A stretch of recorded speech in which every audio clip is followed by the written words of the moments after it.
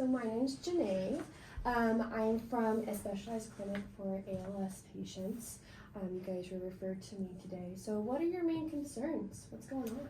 Well, we are just having so much frustration. I'm having a really hard time understanding her. It's like, for some reason, she's not communicating in a way that I can understand, and it's just very taxing on our relationship. Well, you don't listen, and it's hard to get your attention, especially when you're not wearing your hearing aid.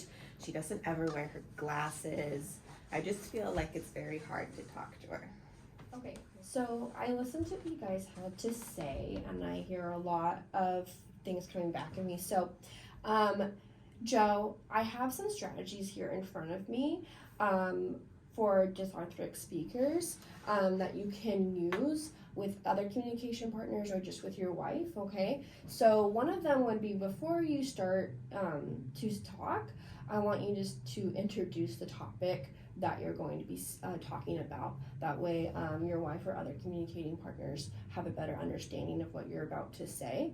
And then I want you to, when you are talking about those types of topics, I want you to reduce your sentence length.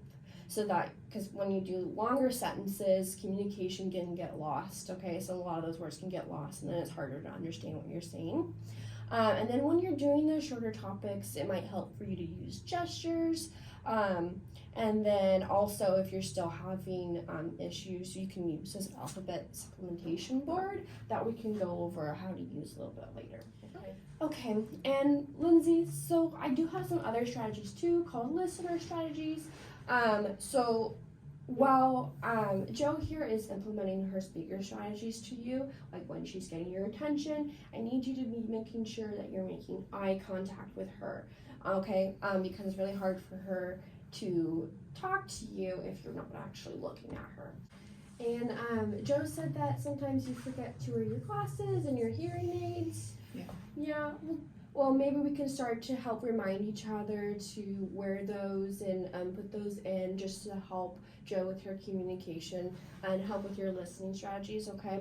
And then want to make sure that while you're implementing these strategies, you're making sure the environment is appropriate for Joe and her communication and her listening, and for you as well, okay? Because I don't know, like loud music or loud sounds or anything to really make Joe's communication harder for her and your listening harder for her, right? So you want to make sure you're optimizing that environment. Okay, so the last of these strategies is interaction strategies, okay? So this involves both of you, okay? So before you were diagnosed with ALS, these symptoms have progressed. Maybe life at home, the conversation that you're having now is a lot more normal, but now we're gonna have to implement some communication rules, okay? So one of these would be repairing breakdowns, okay? Or, identifying breakdowns, that would be you, Lindsay, and then repairing breakdowns, that would be you, Joe, right? And then to do that, I do have like an alphabet supplementation board that I showed you guys before, okay?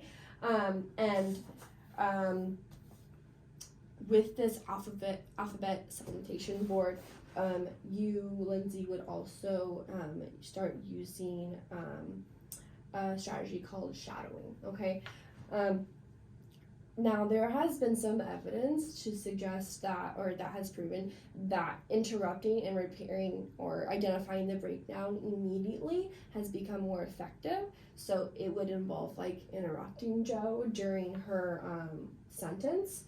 But that really depends on what you guys are comfortable with. So would you be comfortable if I showed you guys how to use this alphabet supplementation, or you, Joe, show you how to use this AS board? I typically like to finish my sentences, but if you think it would help, we can try it. Okay, no worries. So yeah, I'll show you guys how to use those strategies. Okay, so with the AS board, this involves Lindsay, you interrupting Joe, and then Joe, you having to repair that breakdown, okay? Repairing that breakdown can be used with the AS board, okay? So how you use that is you just point to the first letter of the word that you want to say, okay? It will help Lindsay determine what you're saying a lot easier. Okay, so, but when I interrupt her, I don't want to be rude. Right. So this really depends on you guys. Okay. So because this is you guys are using this board and these strategies. So you both really need to come up with a way of how you guys want to interrupt each other or pause each other, or however you guys want to say it. What do you Because I'm think thinking we get really frustrated with one another when I'm like, what? So maybe like, Yeah, not what. okay, how about, Joe, let's try again. Yeah, I like that sounds one. Okay. Yeah. We'll do that. Okay, Okay. so then when I see that and I stop her in the middle of a sentence, what does she do? So she's going to repair that. She's going to retry. Okay, so you're just going to pull this up. 'Cause this doesn't need to be used all the time.